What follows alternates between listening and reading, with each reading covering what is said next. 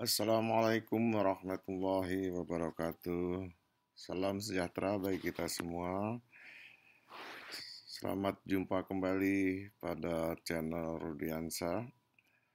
Pada kesempatan kali ini, saya akan coba memberikan materi terkait dengan pendekatan penghitungan PDB. Seperti pada penyampaian sebelumnya bahwa PDB merupakan salah satu indikator yang sangat penting dalam mengukur kinerja perekonomian suatu negara atau suatu daerah. Dalam ilmu ekonomi dikenal konsep supply dan demand dari setiap produk, bahwa konsep supply atau penawaran dari setiap produk itu harus sama dengan demand atau permintaan dari setiap produk, baik dalam makroekonomi maupun dalam mikroekonomi. Nah, pendekatan penyusunan PDB yang digunakan itu juga mengikuti konsep supply dan demand, yaitu dari sisi supply atau penawaran itu disebut dengan pendekatan produksi atau pendekatan supply. Sedangkan dari sisi pengeluaran atau permintaan itu disebut dengan pendekatan pengeluaran. Dan berikutnya adalah pendekatan pendapatan. Dalam video kali ini, saya akan mencoba menjelaskan ketiga pendekatan tersebut. Baik, pertama adalah pendekatan produksi. Dalam video sebelumnya saya sudah menjelaskan bahwa PDB yang dihitung melalui pendekatan produksi merupakan nilai tambah bruto seluruh barang dan jasa yang tercipta atau dihasilkan di wilayah domestik suatu negara atau daerah yang timbul akibat berbagai aktivitas ekonomi dalam suatu periode tertentu tanpa memperhatikan apakah faktor produksi dimiliki oleh residen atau non-residen. Nah, jadi kalau dengan pendekatan produksi ini, kita menghitung nilai tambah dari seluruh aktivitas ekonomi di suatu negara, ya, apakah aktivitas atau perusahaan tersebut dimiliki oleh residen orang Indonesia atau bukan residen, itu tidak diperhatikan, ya, dan dalam periode tertentu, ya, periode ini bisa dalam tahunan atau triwulanan. Nah, di sini saya ambil contoh, ya, PDB yang sudah disajikan secara rutin oleh BPS, ya, bahwa PDB menurut pendekatan produksi PDB Indonesia tahun 2019 itu yang tercipta sebesar 15.833,9 triliun. Ini adalah PDB harga berlaku. Sedangkan PDB harga konstan tahun 2009 itu sebesar 10.949,2 triliun rupiah.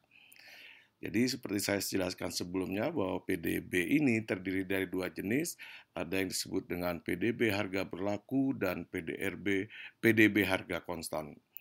Nah, di sini saya memberikan contoh, ya, ada 17 kategori, ini format yang biasa disajikan oleh BPS, 17 kategori lapangan usaha dari pertanian, pertambangan, industri pengolahan, listrik, air, dan seterusnya sampai jasa lainnya. Nah, ini adalah aktivitas ekonomi. Aktivitas ekonomi pertambangan, itu nilai tambahnya pada tahun 2019 sebesar 2.013,6 triliun rupiah. Pertambangan 1.149,9, industri pengolahan nilai tambahnya sebesar 3.119,6 triliun dan seterusnya. Ya. Nah, ini adalah pendekatan PDB dari sisi produksi. Ya. Kemudian pendekatan yang kedua adalah pendekatan pengeluaran atau dari sisi permintaan, bahwa PDB merupakan jumlah seluruh pengeluaran akhir atau final demand yang terdiri dari pengeluaran konsumsi rumah tangga, pengeluaran konsumsi pemerintah, pembentukan modal atau investasi, ekspor dan impor. Kalau kita belajar dalam ilmu ekonomi, dikenal dengan persamaan Y sama dengan C plus G plus I plus X min M, di mana Y adalah PDB atau pendapatan, C adalah konsumsi rumah tangga, G adalah pengeluaran pemerintah, konsumsi pemerintah, I adalah investasi, dalam hal ini adalah pembentukan modal dan perubahan stok, X adalah ekspor, dan M adalah impor. Ini adalah konsep PDB pendekatan pengeluaran. Nah, di sini saya ambil contoh ya bahwa PDB Indonesia pada tahun 2019 sebesar 15.833,9 triliun itu terdiri dari pengeluaran konsumsi rumah tangga sebesar 8.965,8 triliun ya. Pengeluaran konsumsi pemerintah 1.385,9 triliun, pembentukan modal tetap bruto sebesar 5.119,5 triliun, dan seterusnya.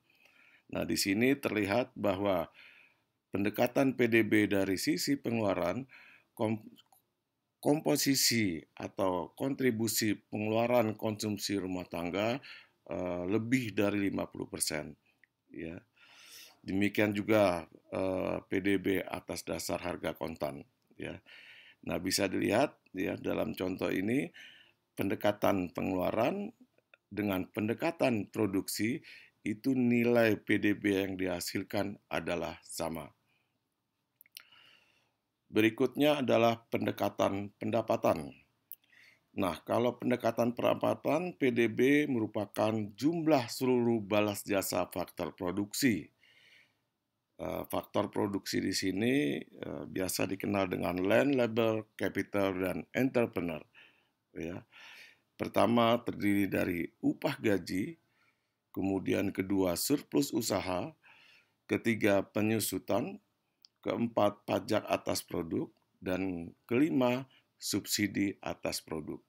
Jadi PDB menurut pendekatan pendapatan di sini dihitung merupakan penjumlahan dari kelima komponen yang saya sebutkan tadi. Ya. Nah, penghitungan dari ketiga pendekatan di atas yang saya sebutkan itu harus menghasilkan PDB yang sama besarnya. Tadi saya sudah contohkan pendekatan produksi 15.000 triliun, sedangkan pendekatan pengeluaran juga 15.000 triliun. Di Indonesia, pendekatan pendapatan belum dapat disajikan secara tahunan maupun triwulanan. Jadi bisa kita perhatikan bahwa setiap rilis oleh BPS, PDB pendekatan tidak ada. Yang ada adalah PDB pendekatan produksi dan PDB pendekatan pengeluaran. PDB pendekatan pendapatan hanya dapat dilihat pada tabel input-output yang disajikan setiap 5 tahun sekali. Nah, jadi PDB pendekatan pendapatan ini bisa kita lihat di tabel input-output Indonesia ya, yang disajikan setiap 5 tahun sekali. Ya. Berikutnya adalah publikasi. Jadi sampai saat ini penyajian data PDB Indonesia oleh BPS yang dirilis adalah pendekatan produksi dan pendekatan pengeluaran. Kemudian penyajian atau rilis angka PDB oleh BPS yang dilakukan setiap 3 bulan sekali, yaitu pada bulan Februari, bulan Mei, bulan Agustus, dan bulan November. Jadi kita secara kontinu bisa melihat pada web BPS ya, setiap bulan Februari, Mei, Agustus, dan November itu disajikan PDB triwulanan oleh BPS. Demikian sekilas info ya terkait dengan 3 pendekatan PDB yang dapat saya berikan kali ini. Mudah-mudahan bermanfaat. Salam dari saya Rudiansa. Assalamualaikum warahmatullahi wabarakatuh. Salam sejahtera bagi kita semua.